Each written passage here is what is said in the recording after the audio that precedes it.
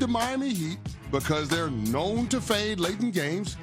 And when they inevitably lose, at least you have something to feel better about your team's defeat when you get to pocket some extra cash. You might be losing, but you're winning. Yeah, Cohen can't lose.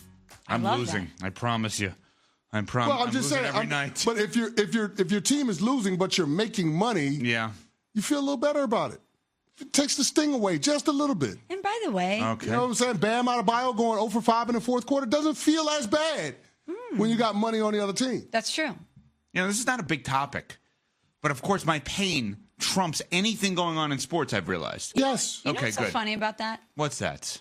You love people like Udonis, and you love stories about... Who threatened to fight Kendrick Perkins on NBA Today yesterday, which Loved was amazing. Loved every second of it. That was amazing. Love it. Go ahead, sorry. But you love people with a toughness and a grit to them, people that overcome things. And in order for people to get to the heights, to become that person, they have to suffer. They have to have that obstacle in front of them. So you, of all people, should embrace this obstacle. I agree. You should say, this is what needs to happen in order for the redemption story that my team inevitably will get to be a part of. I agree. You got me thinking now. Oh boy. I wonder what the line would be on Perkins versus Haslam. Oh. We got to get Fortenbaugh on that. That's What's the line? Seriously. Exactly. What kind of odds they getting? You could pick anyone, anywhere in a fight, and I would take Haslam. Anyone. It's anywhere. hard to bet against UD. Prime Mike Tyson. I'd take Haslam. You're crazy. You know how much bigger Udonis is than Mike Tyson? Mike Tyson is not a big guy.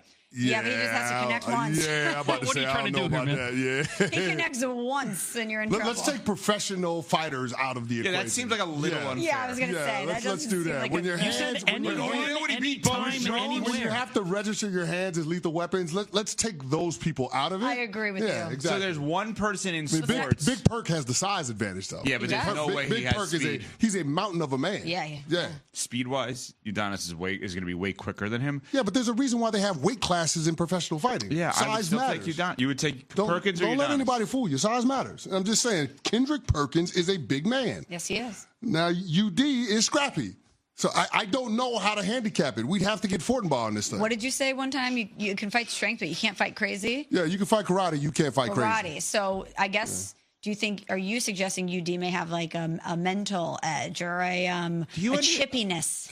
Do you know who UD is? I do, but I'm saying to counter his size, you're saying I'm not worried about that because I'm not trying to fight karate. Non-actual fighter, anyone, anywhere, I would take Haslam. Anyone, anywhere. I'm just telling you. Okay. Anyone, anywhere. Is there someone in the NFL I'm trying to think? Aaron Donald? Prime Aaron Donald? No. Anyone. That man trained with knives. No. Anyone, anywhere. You want some 2-0 man? No. Anyone, anywhere, until proven otherwise. He trained with knives. Yeah. I'm going to guess Udonis had some moments in his life where he trained with knives as well. We are on I don't know if they call that training. The other person got trained. Yeah, I'll tell you that much. I don't know if they called that training what UD was doing. What to watch for is brought to you by Vivid Seats, the official ticketing partner of ESPN. Get great deals on the hottest tickets. Experience it live. You just heard it as we were coming back. What to watch for is the Aaron Rodgers watch, which now is one team less at this point, right? The Minnesota Vikings are seemingly off the board that they are going to roll with J.J. McCarthy and not Aaron Rodgers. So here's an easy question for you guys. What is the most likely scenario for Rodgers now? We haven't talked about this at all. We haven't speculated at all about this, and we all have a clear view as to what this future first ballot Hall of Famer is going to do. Go ahead.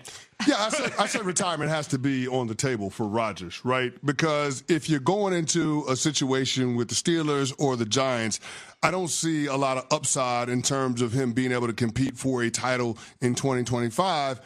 And it feels like there could be a scenario in which he does further damage to his legacy. If you go to the Pittsburgh Steelers and are part of Mike Tomlin's first losing season, then a lot of people are going to hang that on you, especially coming off of the lean years, the last 2 seasons with the New York Jets and the last season with the Green Bay Packers.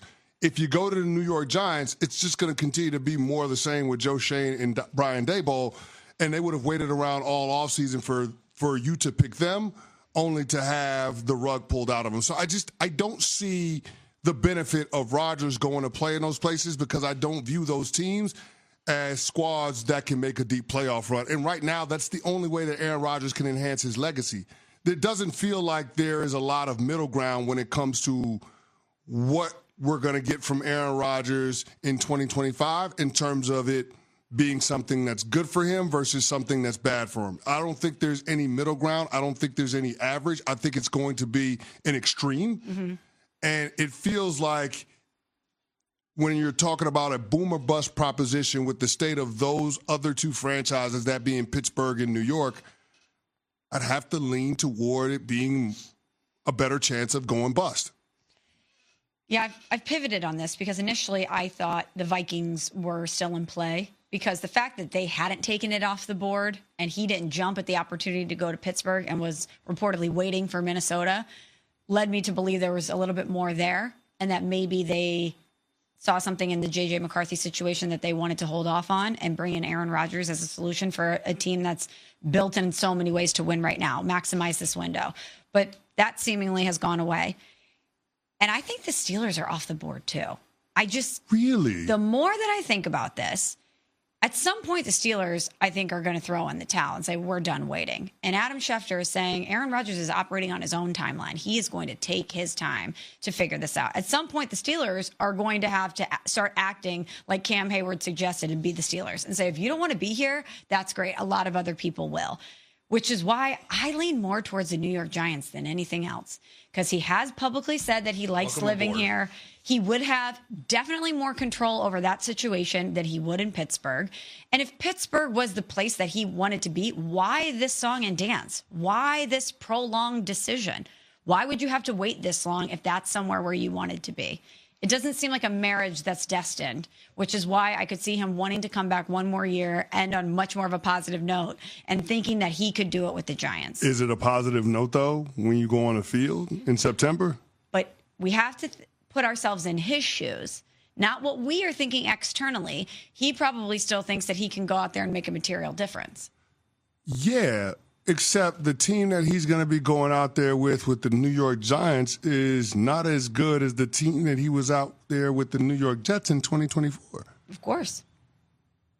It's fascinating. He's an Now listen, I love the idea of Aaron Rodgers signing with the New York Giants. I need Aaron Rodgers to come through and save the day, if for no other reason, making the Giants lean toward taking the best player available rather than drafting Jackson Dart third overall.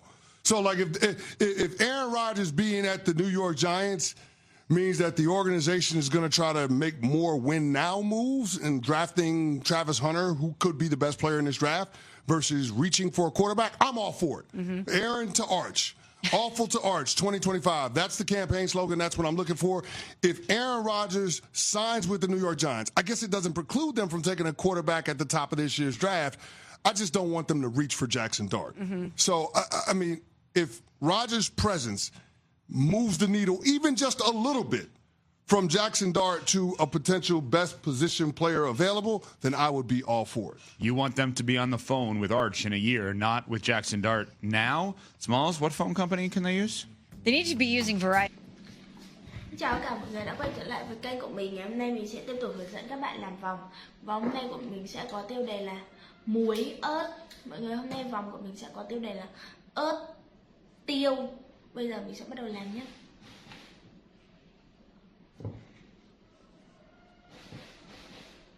Đầu tiên là mình sẽ cắt sỏi màu trắng nha.